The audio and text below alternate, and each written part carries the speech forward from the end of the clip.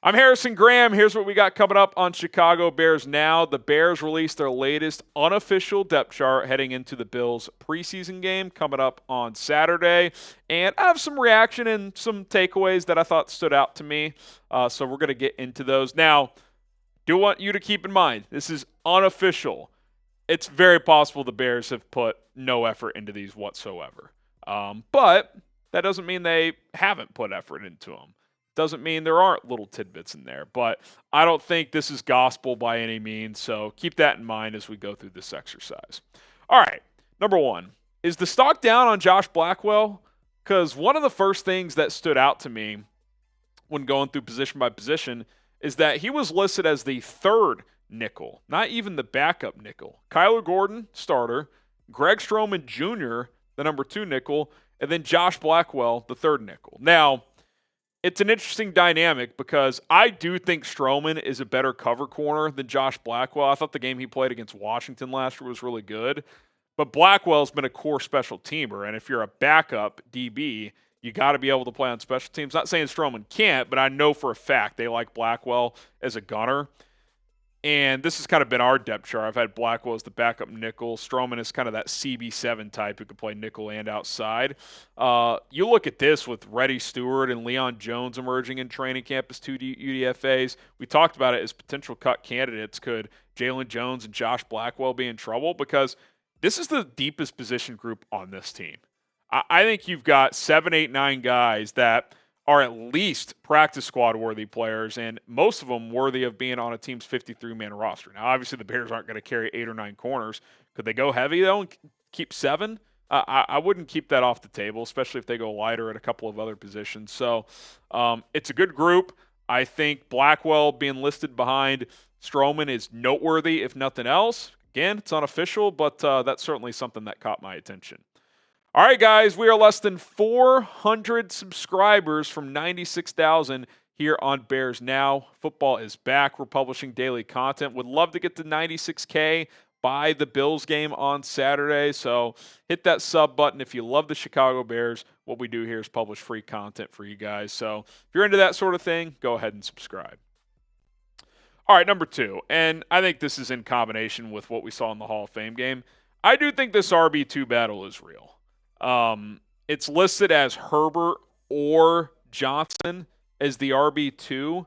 So if you've ever looked at a depth chart before, if it says player or player, that indicates there's at least some level of a competition, usually.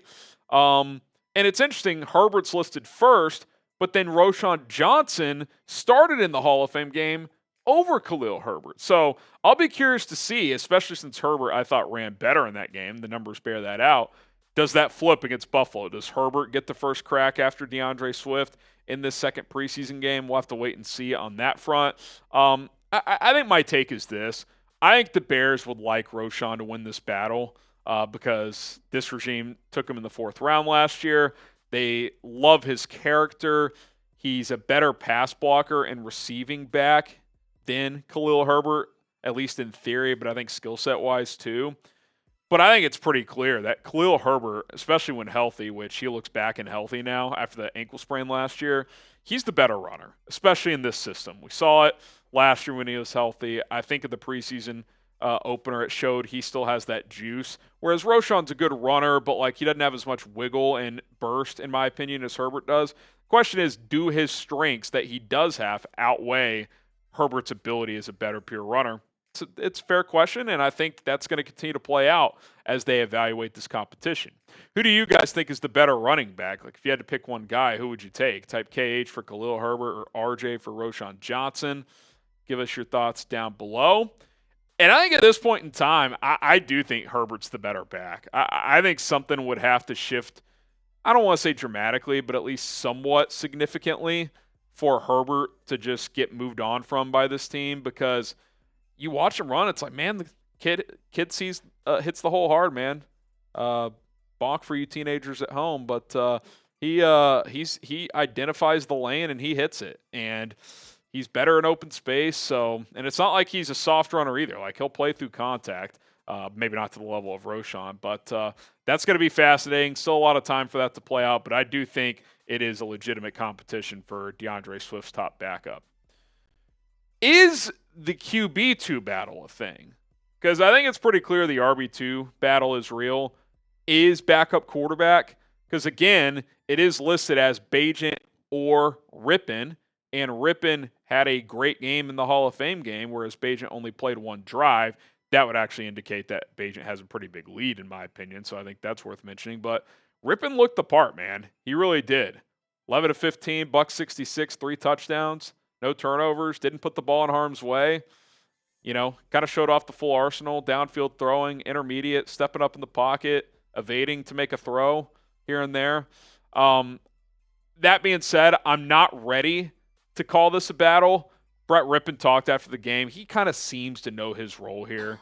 He's the veteran in the room. But I think he also deep down is kind of like, played pretty well. I'd like to have the opportunity to win the backup job.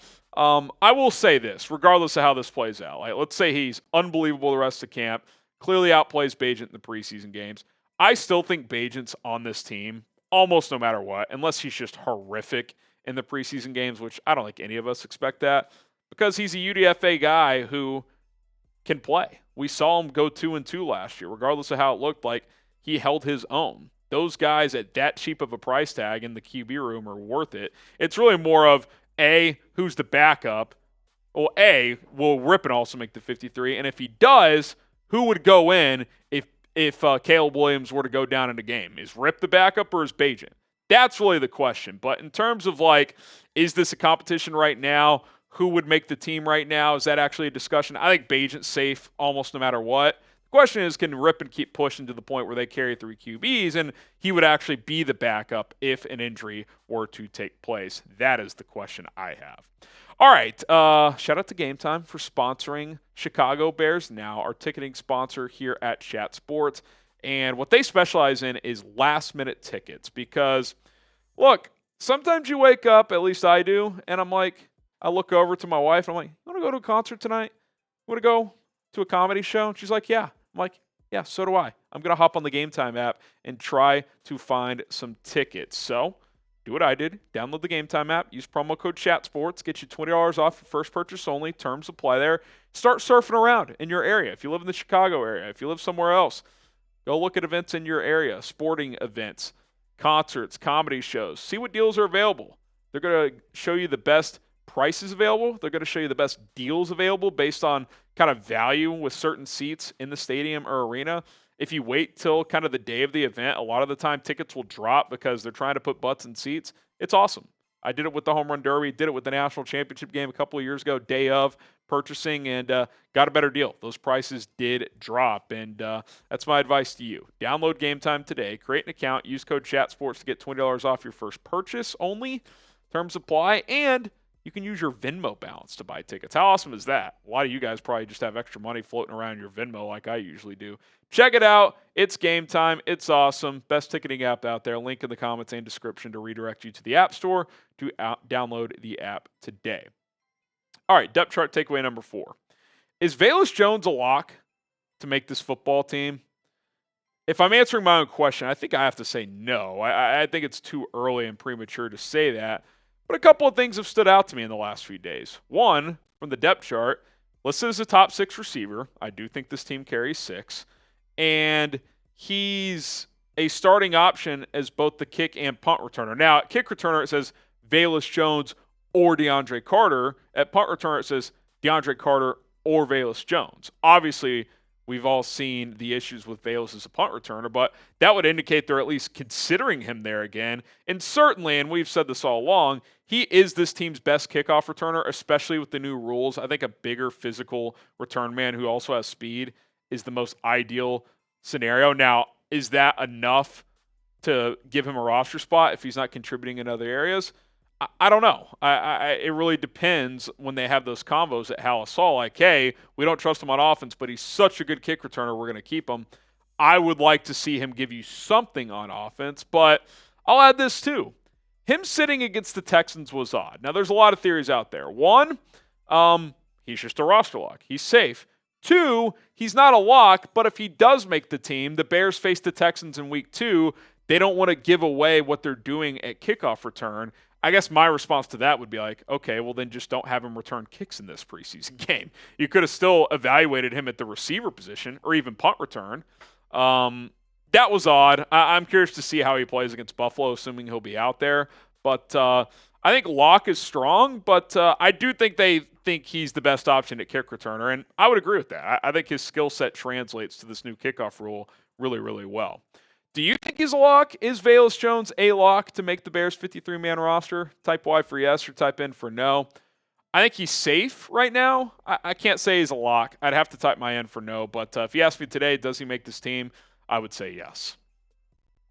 Okay, and this isn't necessarily like new information, but the defensive line is thin, guys. Like, you just see it on paper, and you're just like, this is a thin group. It's not new, but it is real.